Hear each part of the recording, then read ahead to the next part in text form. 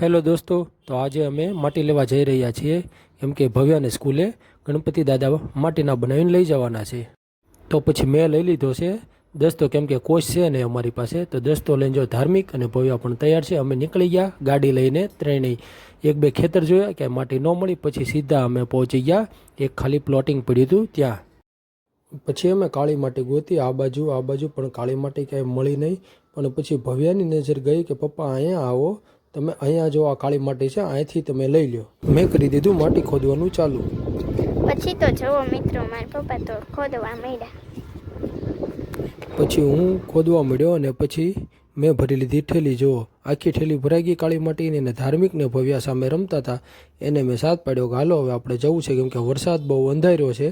તો પછી એ બે જો રમત કરવા મળ્યા. વરસાદ તૂટે પડે એવું વાતાવરણ જોઈને મને એમ થયું હાલો હવે જલ્દી અહીંથી નીકળી જઈએ. તો પછી મળીએ નેક્સ્ટ વિડીયોમાં. ત્યાં સુધી બધાને